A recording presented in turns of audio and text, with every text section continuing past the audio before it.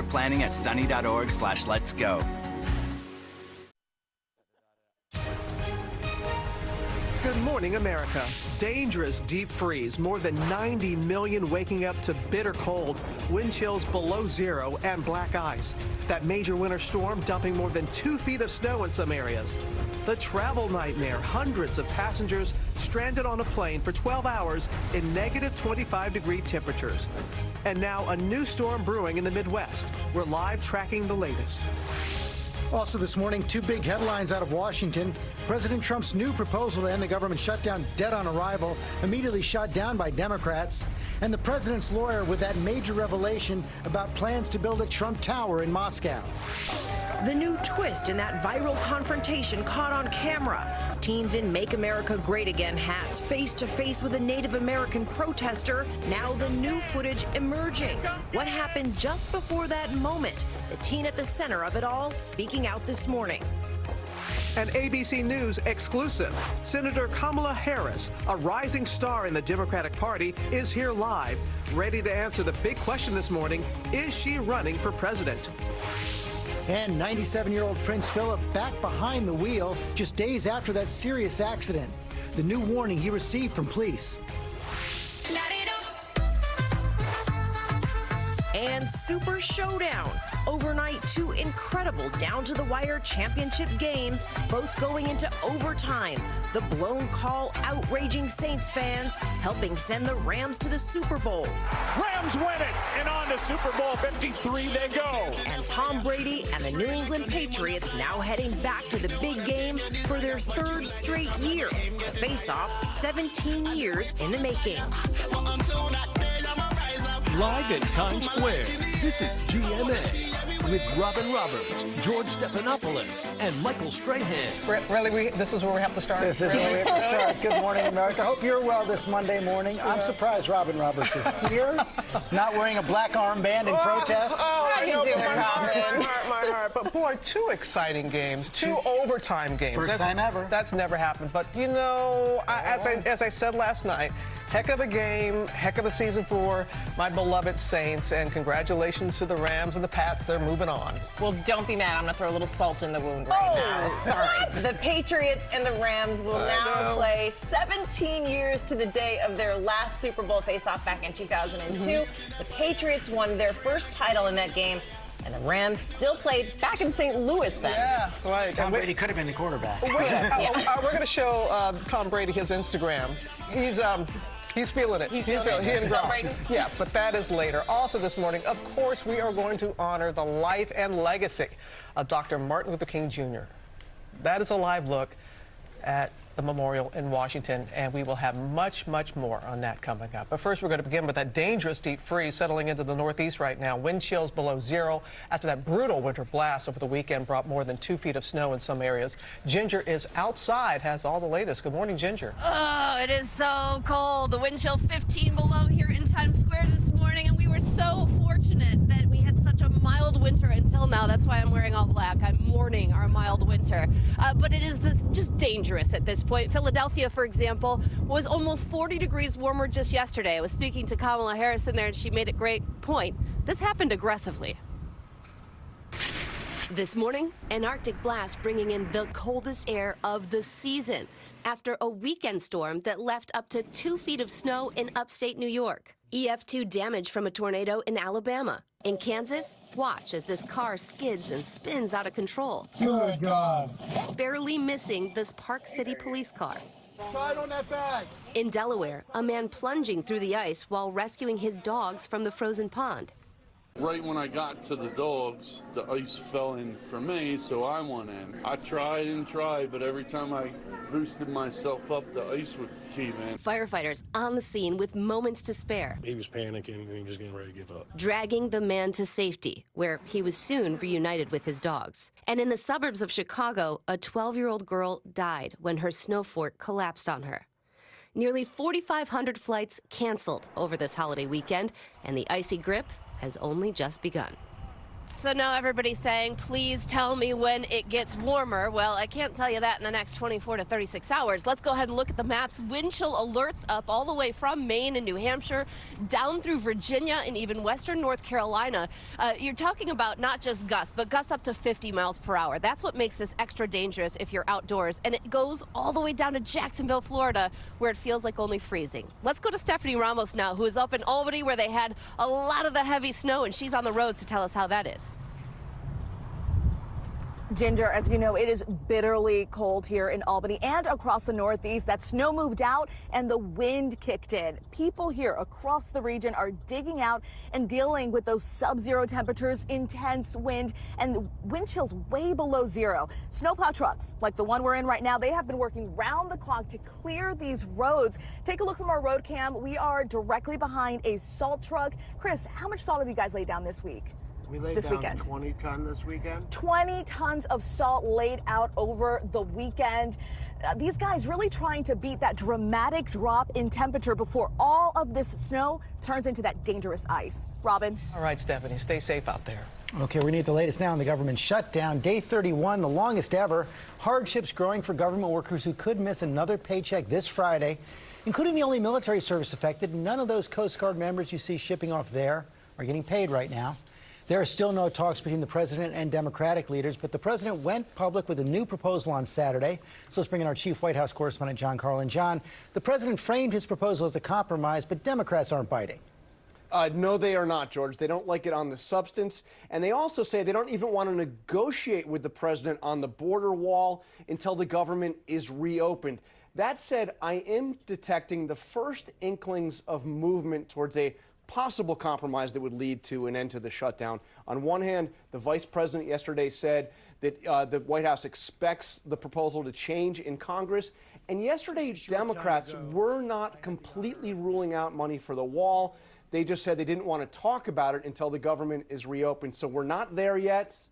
We're not even really close, but we are moving slightly in the right direction. So does that mean that this idea of declaring a national emergency now off the table?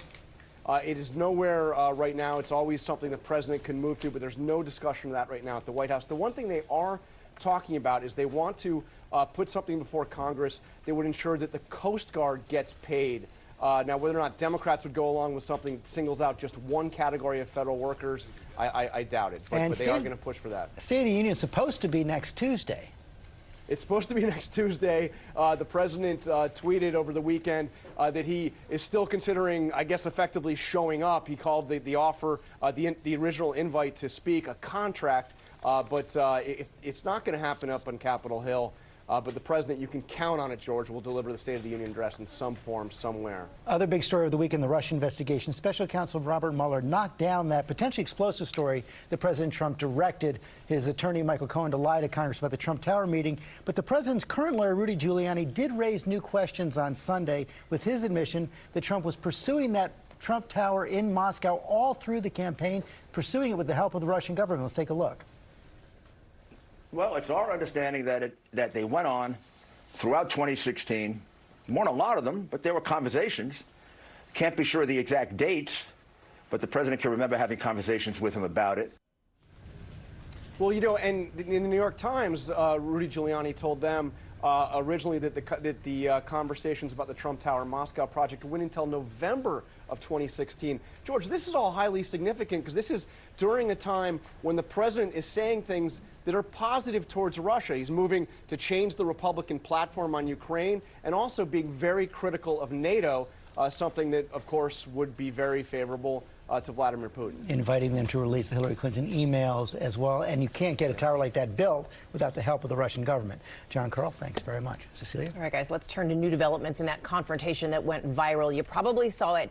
Teens in Make America Great Again hats face-to-face with that Native American protester. The scene quickly sparked outrage online, but now another video is raising new questions about what really happened before the incident, and the teen at the center of it all is now speaking out. ABC's Ariel Reshef has the latest. Overnight, one of the teens at the center of this now viral encounter defending himself, saying these initial images don't tell the whole story. A clip of Nick Sandman appearing to stare down Nathan Phillips, a 65-year-old Native American and Vietnam veteran, surrounded by a crowd of teens, many wearing Make America Great Again hats, sparking an internet firestorm. Sandman now saying he and his family are receiving death threats, claiming in a statement, "I was not intentionally making faces at the protester. I did smile at one point because I wanted him to know that I was not going to become angry, intimidated, or provoked into a larger confrontation." Phillips claims the teens were chanting, "Build that wall." So far, no footage has surfaced backing up that claim. But this morning, new videos shedding light on the moments before and after the distressing incident. A separate group of protesters can be heard hurling slurs at the young Kentucky students who had gathered at the March for Life. When Phillips, seen beating his drum, approached the crowd. Phillips later telling the Detroit Free Press he was trying to calm the situation. If their own instructors, their own teachers, their own chaperones would have handled the situation right from the beginning, it would never have happened. And we know that the crowd dispersed peacefully in the end. In his statement, Sandman said he meant Phillips no harm and thanked him for his service.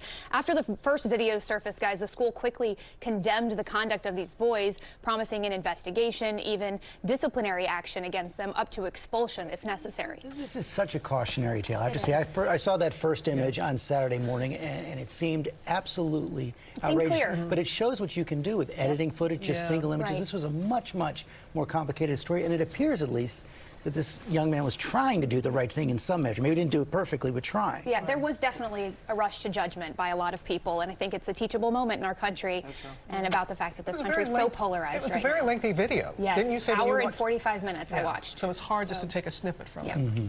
It goes viral that quickly. It does. Yeah. Okay, Ariel, thanks very much. We have new developments this morning surrounding the suicide of U.S. figure skater John Coughlin following suspension amid allegations of sexual misconduct. Paula Ferris has the details. This morning, there are new questions surrounding the death of two-time U.S. pairs figure skating champion John Coughlin, the 33-year-old seen here at the 2012 U.S. Pairs Championships. Coughlin dying by suicide just one day after he was temporarily suspended by the U.S. Center for Safe Sports and U.S. Figure Skating over allegations of sexual misconduct. There are 3 different reports of sexual misconduct against John Coughlin, and 2 involve minors. But less than 2 weeks before his death, in an email to USA Today, Coughlin denied the allegations, calling them unfounded, writing that the Safe Sport notice of allegation itself stated that an allegation in no way constitutes a finding by Safe Sport or that there is any merit to the allegation. A suspension does not indicate guilt. An allegation is just that. It is an allegation. This morning, Coughlin's family and friends remembering the champion skater, his sister posting on Facebook, "My brother was loved beyond measure, not just by family, but by all the people that truly knew him."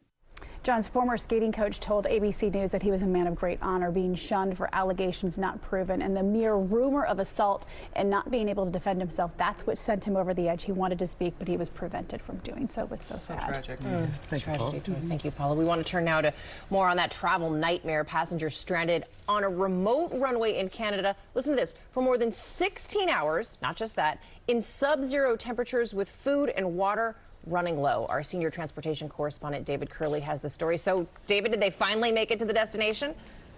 No, they haven't yet, unless they got on another flight, because they just got back to the U.S. last night. A miserable ordeal, Cecilia. A day and a half on a remote, icy airfield for passengers who expected to be in Asia this morning.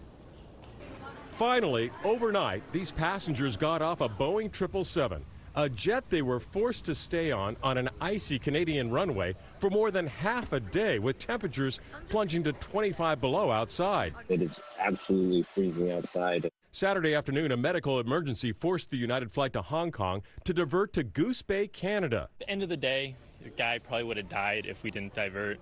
With no customs at the Air Force Base, the passengers are stuck. All this time we've been sitting here and everything's been so mismanaged. And then, ready for a takeoff? A mechanical problem. They're going nowhere.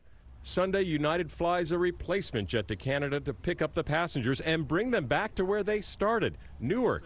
An ordeal that lasted more than a day. It's been cold. It's been hungry. United, in a statement, explained the problems at the remote Canadian airfield and said, quote, "We apologize to our customers."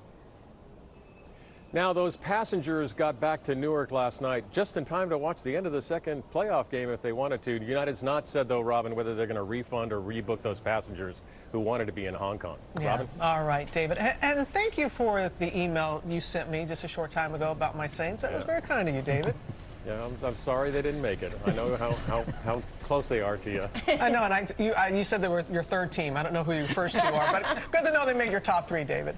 But we are going to talk about that Super Bowl matchup now. The Patriots and the Rams preparing to face off after both teams won in OT on Sunday. Now, fans in New Orleans not exactly happy with the results. This sign pretty much says it all. We were robbed after that blown call late in the game. Could have cost the Saints a trip to the bowl. TJ Holmes, what say you, TJ? Okay, I say this is a shame because a referee made an awful mistake last night. That mistake was immediately obvious to everybody watching, but Robin, the rules don't allow him to go back and correct his own mistake. And that mistake has now likely cost the Saints a trip to the Super Bowl. Breeze. Pass is incomplete, no flag. That should have been a penalty. And John Payton is justifiably upset. This is the controversial no call that likely cost the New Orleans Saints a trip to the Super Bowl. Even Rams defensive back Nickell Robey-Coleman admits he should have been called for pass interference for this hit on Saints wide receiver Tommy Lee Lewis. I didn't look back at the ball. I didn't play the ball. If I would have played the ball, then it would have been a different story. For a call like that not to be made, man, it's just hard to swallow. It was simple. They blew the call. Saints coach Sean Payton later said the NFL head of officiating called him and admitted they blew it. The correct call would have put the Saints in position to run the clock down and put the game away. Instead, the Rams were able to force overtime. The kick is good. Rams win it. And kick their own game winner and head to the Super Bowl. In the AFC Championship, Tom Brady and the Patriots held off a Kansas City Chiefs comeback. Now to tie it. After being down 14-0 at halftime, the Chiefs kicked a game-tying field goal in the final moments. But in overtime, a touchdown on their first drive ended the game. Patriots are headed back to the Super Bowl. Now Brady, the 41-year-old veteran, is headed to his 9th Super Bowl and facing off against the Rams' Jared Goff, one of the youngest quarterbacks ever in the big game. I'm blessed to find something that I love to do, that I love to work at. And that's probably been the biggest blessing in my life. All right, we're going to have a couple weeks more to talk about Brady, but the controversial call right now, and folks, they can't review it. It is not a reviewable call, so there's nothing you can do. Yeah, if there's no call. There is no call. Nothing you can do. It's done. It's over. No accountability. Yeah, but give it to the Rams because they were down by 13. They put themselves in a position to win it. I actually am saying this, but it's true. It's true. Those guys worked their whole lives for that moment to have it taken. That's tough. That's tough. That's really tough. Why don't we save both you guys and move on to Ginger? All right. It just all sounds so gracious, Robin and TJ. Very good job. All right, let's go ahead and talk about the passes.